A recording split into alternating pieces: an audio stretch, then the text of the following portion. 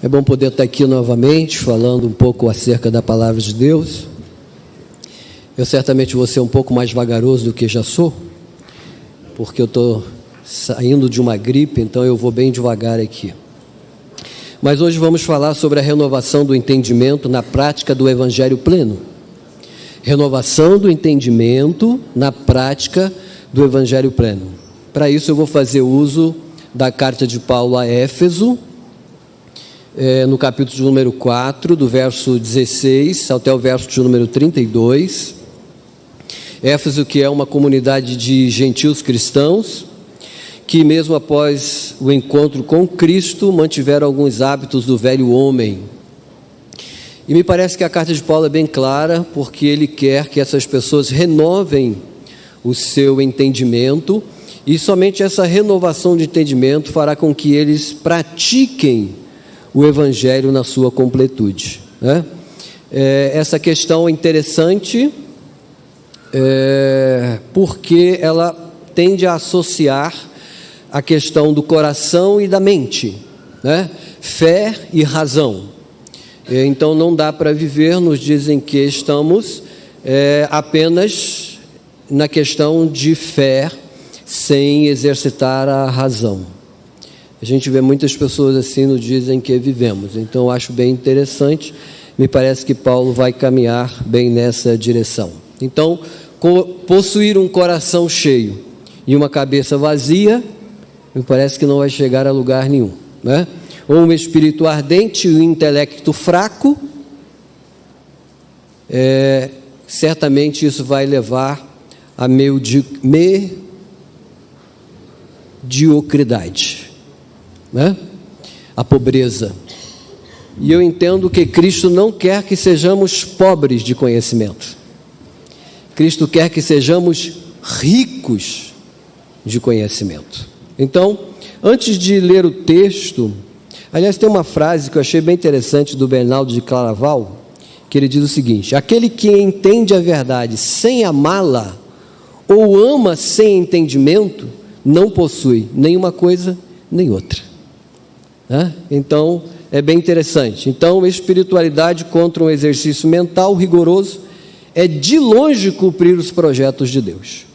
Então, às vezes eu fico preocupado, embora eu seja, com certeza, confesso de ser um cristão pentecostal.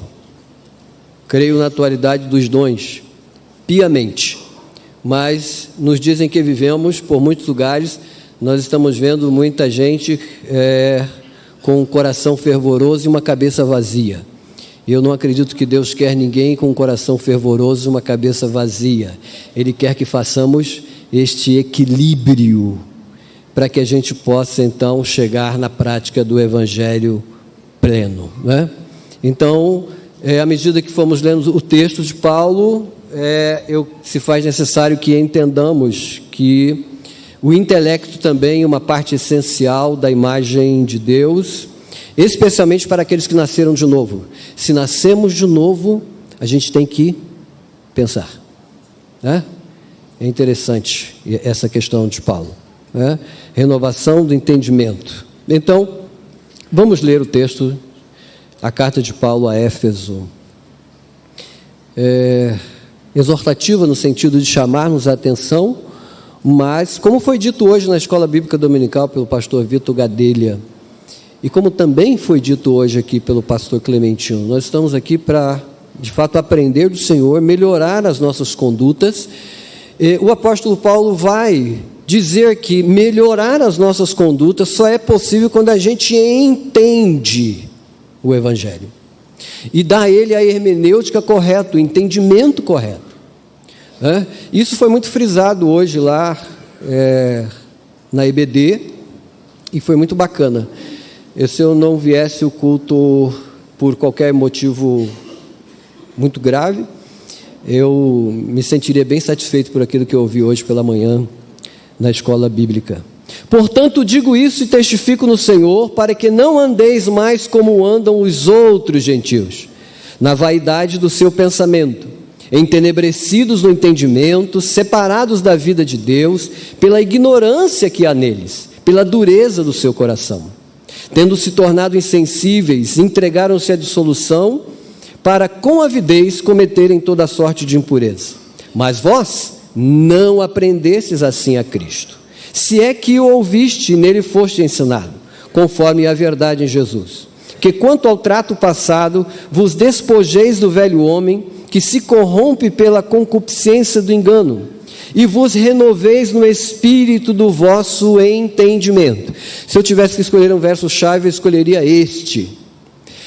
Esta imperatividade do apóstolo Paulo dizendo aos irmãos gentios de Éfeso: renoveis no espírito do vosso entendimento, e revistai-vos do novo homem, que segundo Deus é criado em verdadeira justiça e santidade. Pelo que deixai a mentira, e falai a verdade cada um com o seu próximo, pois somos membros um dos outros. Irai-vos e não pequeis, não se ponha o sol sobre a vossa ira, e não deis lugar ao diabo.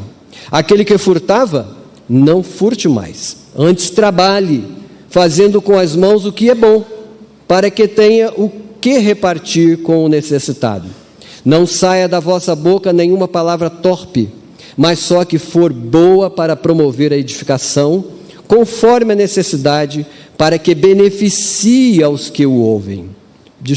Para que beneficie aos que a ouvem. E não entristeçais o Espírito de Deus, no qual foste selado para o dia da redenção. Toda amargura, e ira, e cólera, e gritaria, e blasfêmia, e toda malícia seja tirada de entre vós. Antes sedes uns para com os outros, benignos, compassivos, perdoando-vos uns aos outros, como também Deus vos perdoou em Cristo. Espero que você já tenha lido esse texto algumas vezes e não se assuste, porque me parece que o Senhor nosso Deus nos chama para bater um papo muito sério. A renovação do entendimento leva à prática do Evangelho pleno, e o apóstolo quer que a gente renove o nosso entendimento com relação ao Evangelho de Cristo. Então ele conclama os efesianos, ou os de Efésios, a ter uma vida compatível com o Evangelho que eles receberam. Ele conclama esses irmãos para que eles tenham na sua vida o Evangelho como uma cicatriz que não se apaga, mas que esteja presente todos os momentos, cicatrizes de pessoas que foram vocacionadas. Lá no verso 1 deste capítulo que nós lemos, ele diz assim: portanto, como prisioneiros do Senhor, rogo-vos que andeis como é digno da vocação com que foste chamado, com toda a humildade, mansidão, com longanimidade, suportando uns aos outros em amor.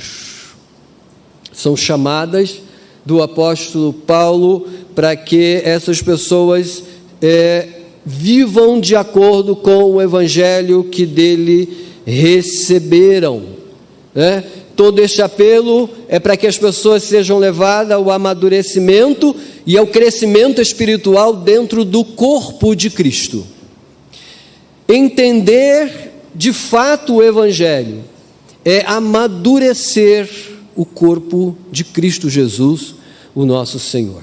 Então, talvez eu me torne repetitivo algumas vezes, mas vejo que se faz necessário. De que nós devamos ter entendimento, conhecimento desse Senhor a quem servimos. Eu tive numa viagem rápida ao Norte e Nordeste, e me deparei numa conversa com um irmão de 75 anos de idade, de muitos anos de evangelho, um obreiro, e ele... Em uma conversa ele disse assim para mim: eu não tenho certeza se eu sou salvo.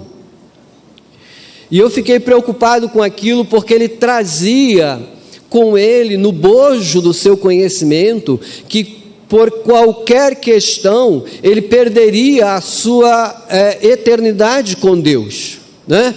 Hoje foi dito, aliás, pela manhã, que todos nós somos pecadores, não é verdade? Todos nós pecamos e dependemos de Cristo.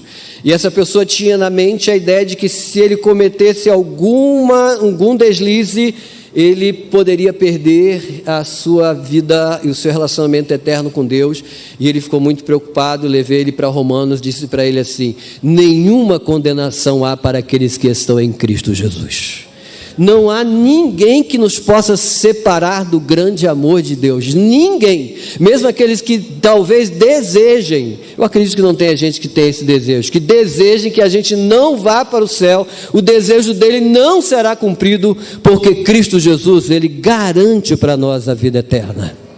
Então me parece que para essa pessoa faltou entendimento da palavra de Deus, conhecimento deste Cristo. Jesus disse assim: aquele que vem a mim, de maneira alguma eu não jogo para fora, eu pego para mim, eu abraço ele, eu trago ele comigo, ele é meu, foi o Senhor que me deu. Então Paulo quer que essa igreja cresça no conhecimento, e ele começa então a dar algumas instruções como realizar esta façanha de renovação de entendimento para a prática do evangelho pleno. Verso de número 17: portanto digo isto, deixa sua Bíblia aberta, abra bem ela aí, vá conferindo, seja um cristão bereano, confira, veja se o preletor está falando aquilo que é certo ou não, né? É assim que a gente vai crescendo. Em algumas aulas na universidade dizem as pessoas às vezes aprende por aprender, é estudar por si só. A gente vai ao seminário, interessante, importante, passei anos por lá, assentei-me na cadeira, na academia, muito interessante, mas a gente aprende muito mais abrindo a Escritura. E eu não estou fazendo nenhuma crítica destrutiva ao seminário, não, muito pelo contrário, vá para o seminário, você que não foi ainda, faça a sua matrícula e vá para lá. Eu só estou dizendo para você que você vai aprender muito mais se debruçando neste livro sagrado. Lá você vai aprender metodologias, como foi dito hoje, né? Metodologias, métodos, formas de estudar, mas você vai ter conhecimento quando você seguir o exemplo que foi dado hoje aqui. Meditei lá na sexta-feira, meditei outro dia, meditei hoje e trouxe para vocês, para que vocês pudessem comer um pouco hoje aqui. Você se lembra quem falou isso? Deve se lembrar, não? Deve se lembrar. Então, conhecimento. Portanto, digo isso, testifico no Senhor, para que não andeis mais como andam os outros gentios, na vaidade do seu pensamento. Então fica claro aqui, na fala paulina, que embora gentios cristãos houvessem renunciado à vida de pecaminosidade, eles estavam cercados de pessoas que estavam praticando coisas que não deveriam praticar, né? Então Paulo quer que essas pessoas tenham consciência disso, e que eles agora são pessoas diferentes. Olha o texto que diz: não andeis mais como andam os outros gentios. Essas pessoas aqui também eram os outros gentios, agora não mais são. Então eles precisam agora andar diferente. É bem possível que alguns cristãos na igreja de Éfeso estavam cometendo prática como os gentios não cristãos. E Paulo está advertindo para que eles reciclem o pensamento e aquilo que aprenderam de Cristo, e não pratiquem como os outros gentios estão praticando. Pessoas gentios, andarilho das trevas. Achei excepcional quando foi lido que Deus é luz. Eu posso levar palavras por palavras, praticamente de tudo que foi dito hoje aqui. Então Paulo está dizendo: você quer renovar o seu entendimento? Renovar o entendimento e praticar o evangelho pleno? É o que foi dito aqui. Deus é luz, você tem que andar na luz, não pode ser um andarilho das trevas.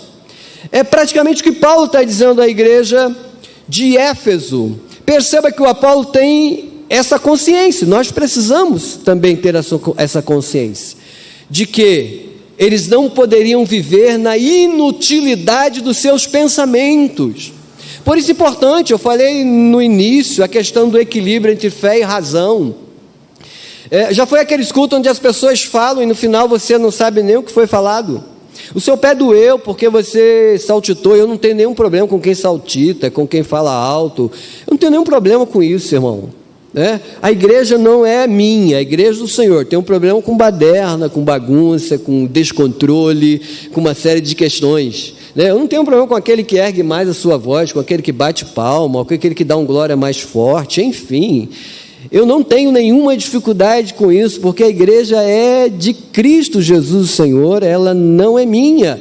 O que nós não podemos é viver numa inutilidade do pensamento. A gente precisa renovar o nosso modo de pensar, e ele vai dizer isso no verso 23 que nós lemos. Renoveis no espírito do vosso entendimento. A gente precisa crescer um pouco no conhecimento e entender e conhecer um pouco mais esse Deus a quem nós servimos. Vamos lá para o verso número 18. Entenebrecidos no entendimento, separados da vida de Deus, pela ignorância que há neles. Perceba que a palavra ignorância aqui não é gente bravo, não é alguém que quer brigar. Ignorância é gente que não detém conhecimento. E Paulo está dizendo aos irmãos em Efésios que esses gentios que os circundam, que estão ao redor deles, são pessoas entenebrecidos, pobres, gente que não é convertido, que não tem o menor conhecimento, gente de mente petrificada, que não consegue pensar, cabeça dura. Quando eu falo em petrificar, falo em pessoas de cabeça dura, gente que não pensa mais. E Paulo não quer que a igreja de Deus seja como pessoas assim, que não pensem, pessoas que não examinem. E é por isso que eu pedi para você, abre a Bíblia, leia, veja se ela está dizendo exatamente isso. E ele vai dizendo mais: pela ignorância que há neles, pela dureza do vosso coração. Então Paulo exorta os irmãos para que não tomem esse caminho contrário, andando de acordo com o Evangelho do Senhor Jesus. O desejo de Paulo é que os irmãos andem de acordo com o Evangelho de Cristo.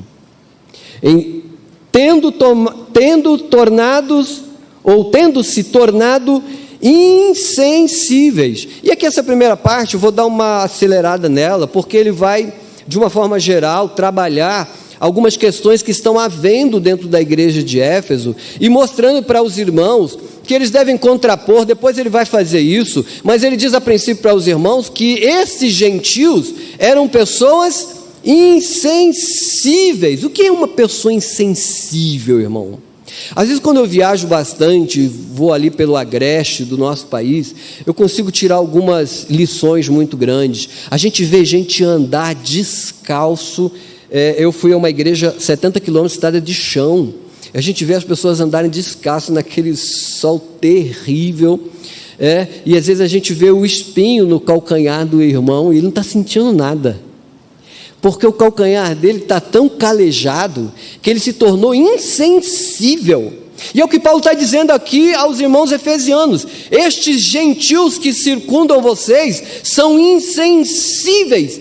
Eles estão tão calejados que eles não conseguem sentir o efeito da palavra de Deus sobre a vossa vida. Mas vocês são diferentes. Renove o entendimento de vocês e sintam o Evangelho de Cristo. É bem bacana a exortação de Paulo a esta igreja. Ele diz mais ainda: esses homens eram insensíveis, cometiam impurezas, olha aqui, se entregaram à dissolução. Ou seja, eram pessoas, o que são pessoas dissolutas? Gente que não tem preocupação com nenhum tipo de padrão moral, ou social, ou pessoal.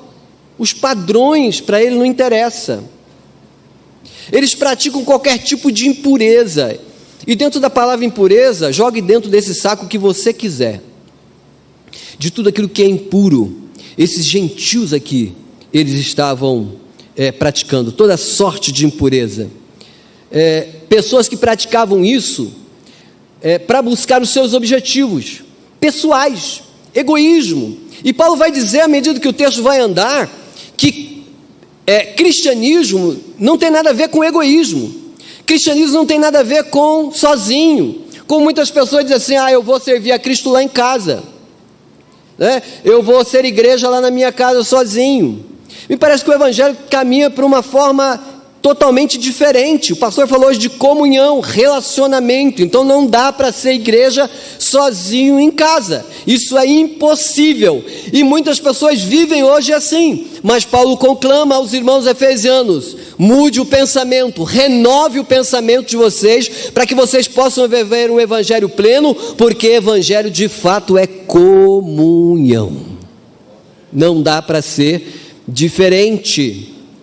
E ele continua: mas vós não aprendeste assim a Cristo. É bem interessante esse verso de número 20. Paulo está dizendo, em suma, vocês não aprenderam assim. A mente de vocês foram renovada pelo evangelho, e não é assim mais que vocês devem andar, cometendo impurezas, fazendo coisas que não devem. E impurezas, quando a gente pensa em impureza, a gente pensa logo naquelas coisas, no pecado sexual, não é verdade? Mas impureza não é só pecado sexual. Impureza é falar mal de alguém. Falar mal de alguém é mundanismo e é impureza. Eu não vou perguntar se um dia você já falou mal de alguém. Nem vou perguntar. Nem vou perguntar a mim. Eu não sou diferente de você.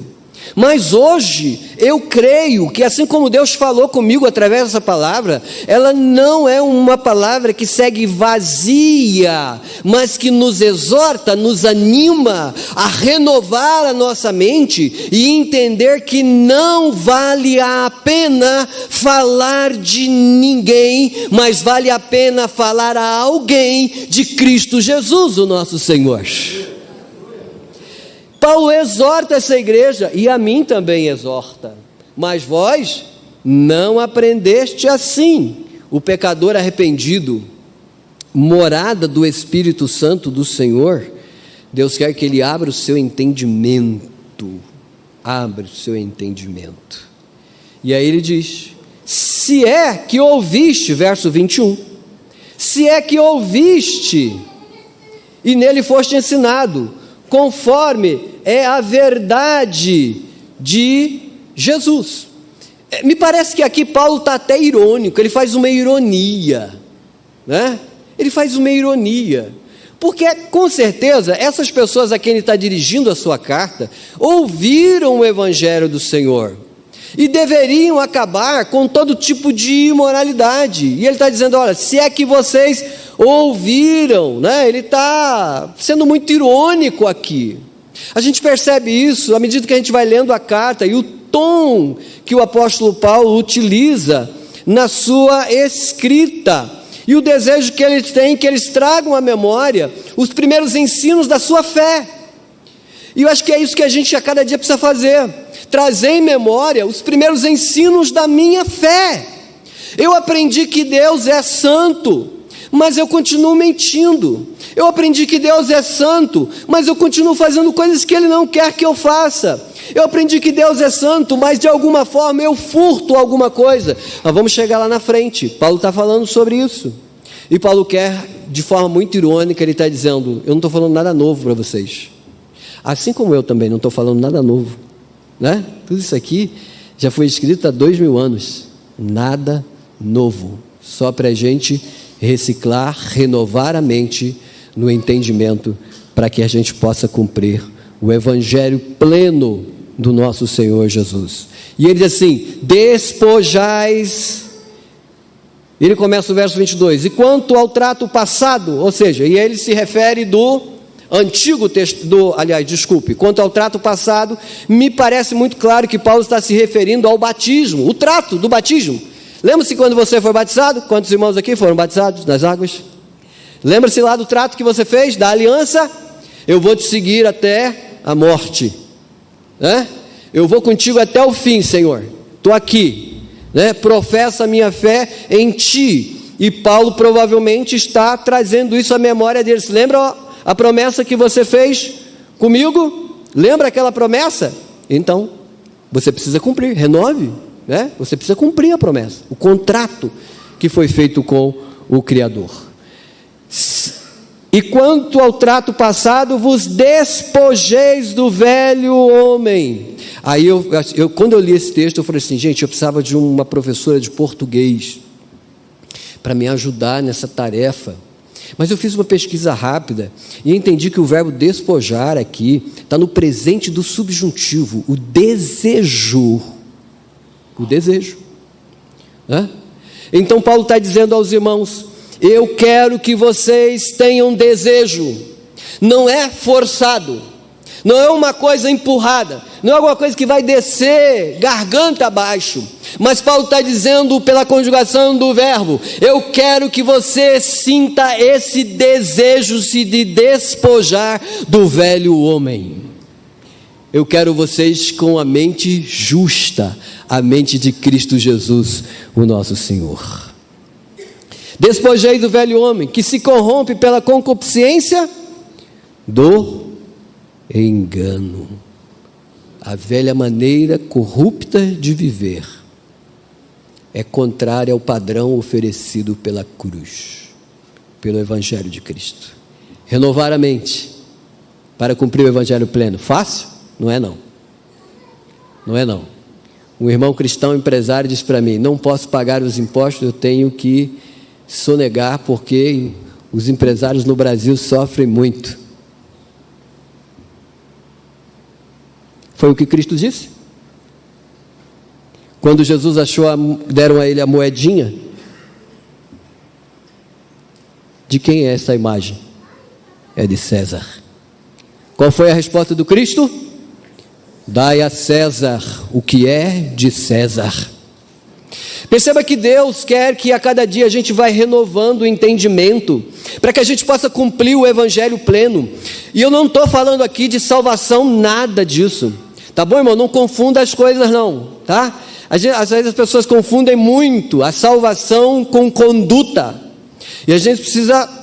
Eu não estou falando de salvação, mas eu estou falando de um texto onde Paulo exorta os irmãos que eles renovem o seu entendimento para que o Evangelho pleno possa ser cumprido.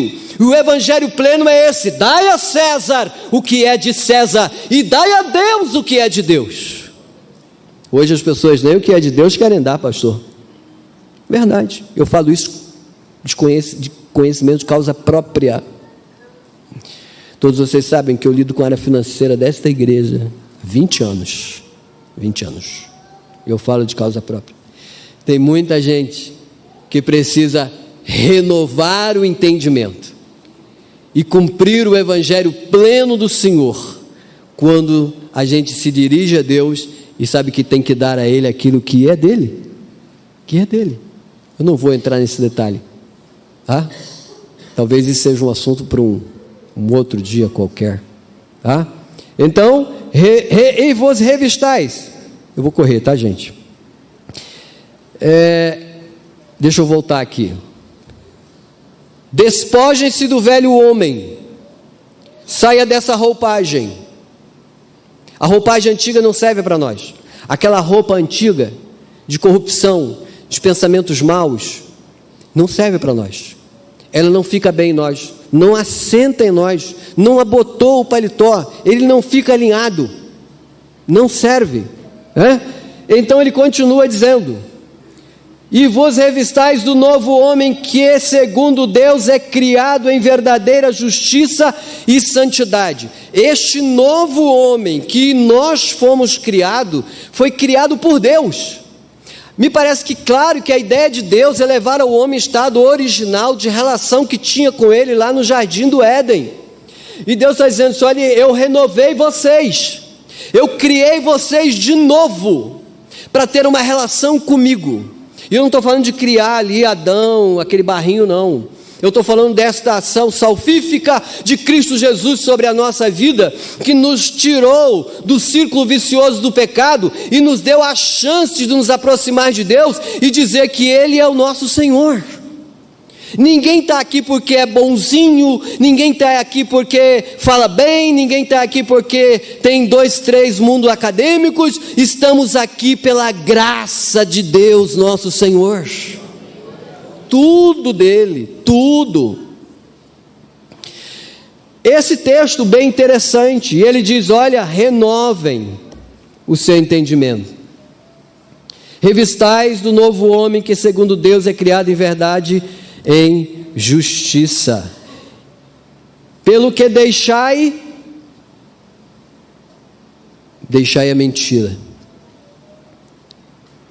Daqui para frente, Paulo deixa de falar um pouco de forma geral, para trabalhar um pouco de forma muito específica, para que as pessoas comecem a renovar um pouco a mente para a prática do evangelho pleno.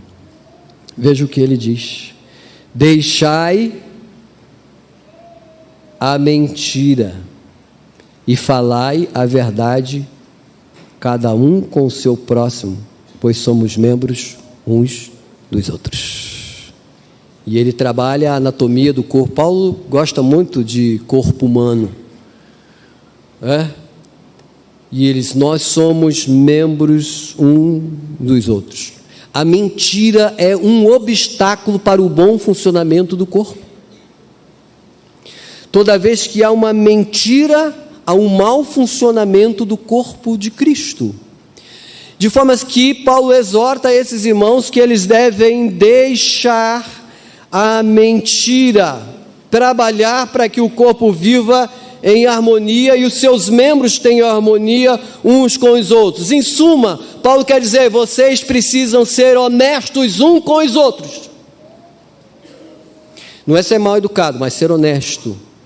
Olha, pastor Anderson, por favor, vamos conversar. Não gostei daquela cara que o senhor fez para mim. O pastor falou isso hoje aqui, mas eu olho para o pastor Anderson e não digo nada a ele. Não, pastor, tudo bem. Aí eu encontro o João Caetano na esquina e digo para ele: João Caetano, que cara feia é daquele pastor, pelo amor de Deus. Paulo diz aos irmãos: renovem o seu entendimento para o cumprimento do evangelho pleno, sejam honestos uns com os outros. Ele é bem claro na sua expressão, na sua palavra, Eu trouxe uma frase de Frank Foulkes, que eu achei bem interessante a leitura dele, e ele diz o seguinte, aliás, não é a frase de Foulkes, ele fala, mas a frase é de Crisóstomo: se o olho vê uma serpente, ele engana o pé? É uma pergunta. Se a língua sente gosto daquilo que é amargo, ela engana o seu estômago? A resposta é retórica, é uma obviedade. Ele está dizendo: o teu olho, se vê uma cobra, ele vai dizer: olha, pé, é uma cobra. Se você toma alguma coisa amargo, ele vai dizer: é o estômago, não é a mente, o estômago é amargo. E me parece que este é o conselho de Paulo aos Efésios, dizendo: se é amargo, diga é amargo. Não fique fazendo firulas. Não viva o mundo da Alice. A igreja não é o país da maravilha. A igreja não é Alice. A igreja é o lugar onde os pecadores se alojam e a cada dia buscam parecer-se mais com Cristo Jesus o Senhor. E para parecermos mais com Cristo Jesus o nosso Senhor, é necessário renovação da nossa mente, e aí então cumpriremos o evangelho pleno de Cristo Jesus. Vamos ver o que mais disse o apóstolo: deixai a mentira, falai a verdade, irai-vos e não pequeis.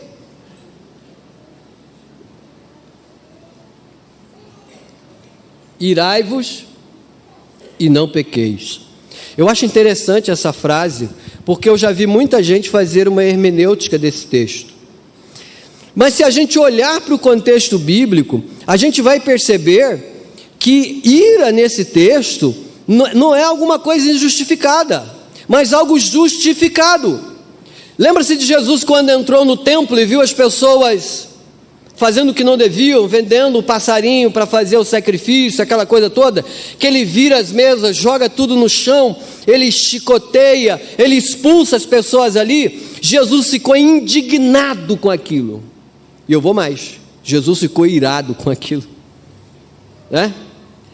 Esta ira de Cristo, justificável. O texto não está falando de qualquer ira. Eu tenho uma raiva daquele irmão que eu quero enforcá-lo. Não é esse tipo de ira. É uma ira justificável. E mesmo a ira justificável, o apóstolo Paulo disse: não acenda o sol sobre a sua ira. Mesmo você tendo razão, tome cuidado, porque isso vai fazer mal para você.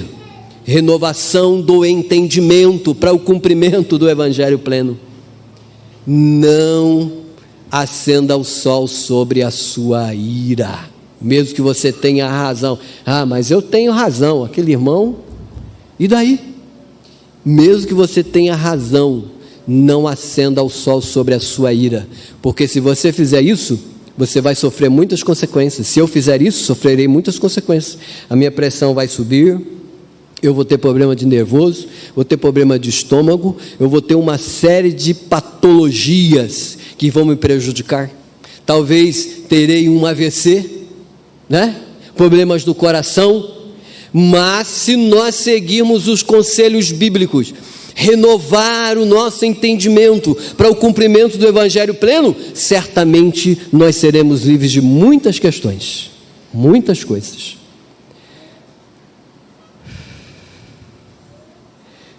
Não deis lugar ao diabo. Bom, eu vou até pular isso aqui, porque isso aqui o crente sabe de cor e salteado, né?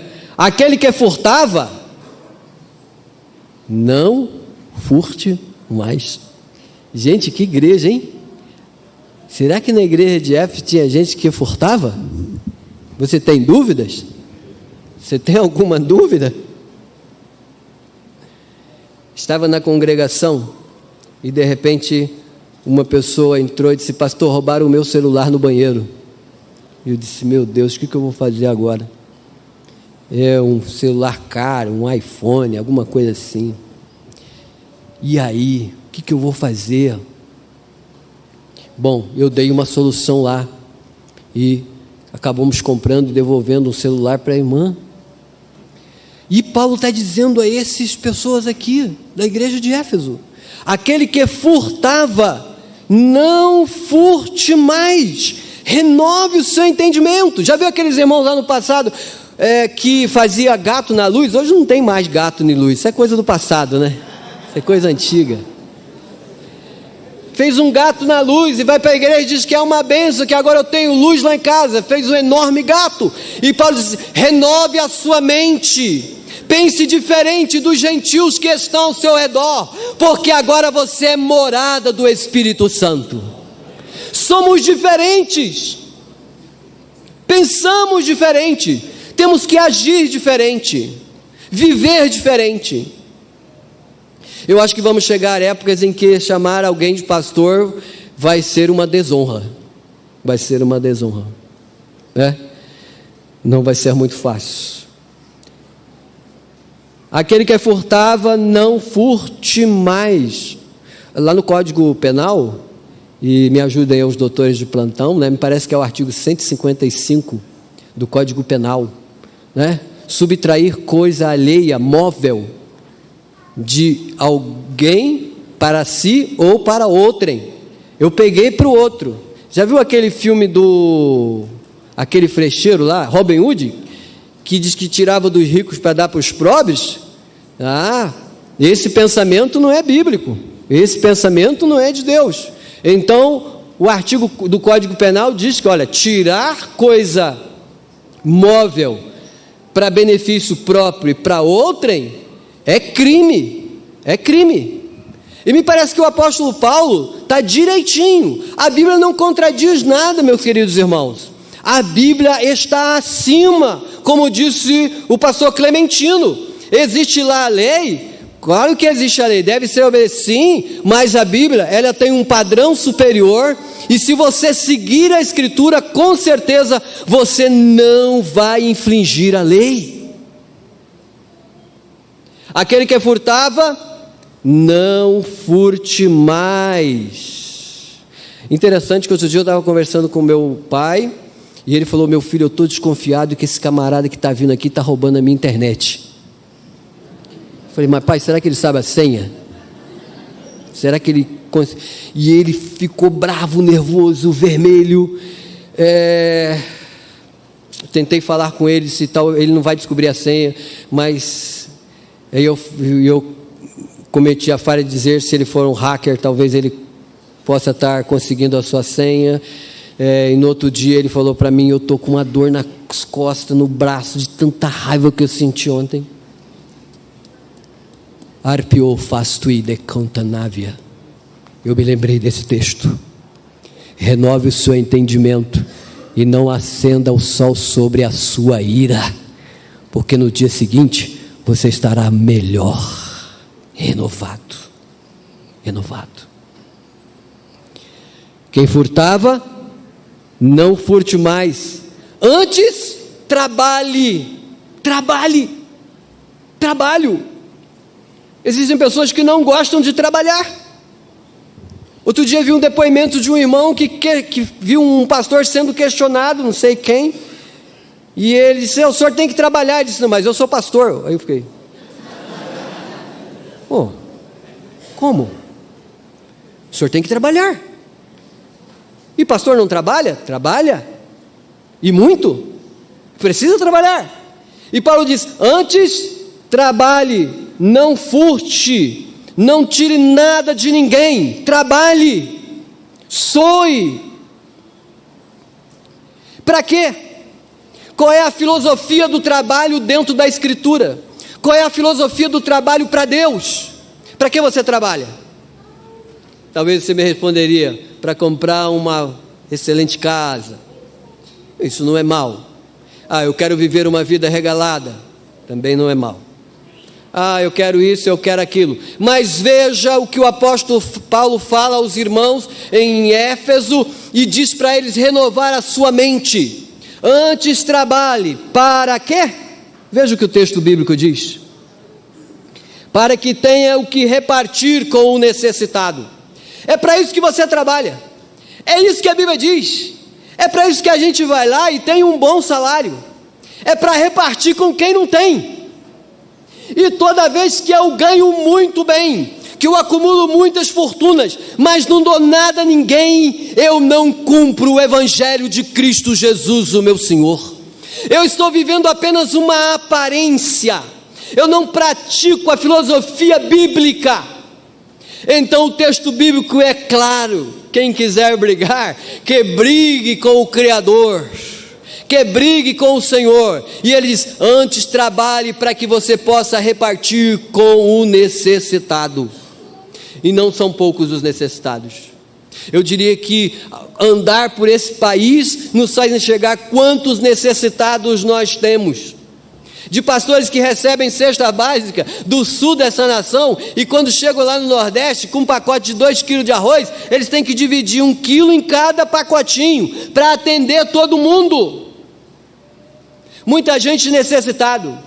Estamos vivendo dias muito difíceis, mas o apóstolo Paulo nos ensina: eu preciso renovar a minha mente. E aqui falo de uma área que a mim me pertence. Vivemos dias. Outro dia eu falei: pastor, eu vou fazer uma revelação aqui. Eu disse para o pastor Clementino: 70% dos obreiros do campo de Guarulhos não dizimam. Eu sei o nome de todos eles. Eu tenho o nome de todos eles. Eu tenho a vida de 10, 15 anos de todos eles. Renovar a mente. O Evangelho pleno. Conhecimento da palavra de Deus. Eu acho um absurdo às vezes o pastor tem que ficar aqui dizendo: pelo amor de Deus, pelo amor de Deus, pelo amor de Deus. E Paulo diz assim: renovem a mente, Efesianos. para que vocês cumpram o evangelho pleno e para que o nome de Cristo seja exaltado, seja glorificado. Não sai da vossa boca nenhuma palavra torpe, podre, mas só que for boa para promover a edificação conforme a necessidade, para que beneficie aos que ouvem. Palavra podre não beneficia ninguém. Não entristeçais o Espírito Santo. E aí o entendimento do texto e do contexto. Toda vez que sai da minha boca uma palavra podre, ou toda vez que eu falo de qualquer irmão, eu não só falo deste irmão, mas falo do Espírito que está nele, e eu entristeço o Espírito Santo. Toda vez que falar mal de alguém, nós vamos entristecer o Espírito Santo. É o texto. É o que Paulo está dizendo. Não entristeçais o Espírito Santo de Deus, no qual foste selado para o dia da redenção. Toda amargura, ira, cólera, gritaria que não tem nada a ver com aquele culto pentecostal, nada disso aqui, tá, irmão? Não pregue isso aqui fora do contexto, não. Gritaria é de gente que bravo, que gosta de gritar para ser ouvido, que faz aquele, não sei se eu alcanço uma palavra, se ela é muito chula para vocês, faz aquele escarcéu todo, né? Já viu aquela criança quando vai no supermercado com a mãe e fica pulando lá no chão, dando cambalhota, gritando, para que todo mundo veja que ele quer o chocolate e a mãe não está dando? Paulo está dizendo aos efesianos, gente, para de gritar dentro da igreja assim. Isso não é a mente, renove a mente de vocês, a gente precisa fazer outro tipo de ação. Antes sede uns para com os outros benignos, compassivos, perdoando uns aos outros, como também Deus nos perdoou. Lembrando que perdão, meus prezados e queridos irmãos, não é inocentar o culpado. Quando você perdoa alguém, você não está inocentando ele, não. Perdoar não é inocentar ninguém. Perdoar também não é esquecer. E o seu perdão talvez não melhore ninguém. Talvez não melhore. Você vai perdoar, mas a pessoa vai continuar do mesmo jeito. Então não ache que o perdão é alguma coisa tão fantástica que pode salvar pessoas. Entendimento bíblico, entendimento paulino das sagradas letras. Um dia vi dois irmãos se barrarem e dizer assim: você precisa me perdoar porque a gente precisa ir para o céu. Ora, é o perdão que salva? Ou é Cristo? É a graça que nos salva? Ou não? A prática do perdão tem que ser exercida, óbvio. Não estou falando nada contra isso. Mas se alguém decidir não me perdoar, eu vou para o inferno por causa disso? Será que essa pessoa tem um poder tão grande na mão de me mandar para o inferno porque não quis me perdoar? Não é o que a Bíblia diz. Então Paulo exorta os irmãos em Efésios: perdoe uns aos outros, com entendimento bíblico, para que nós possamos cumprir o evangelho pleno de Cristo Jesus, o nosso Senhor. Deus abençoe a todos.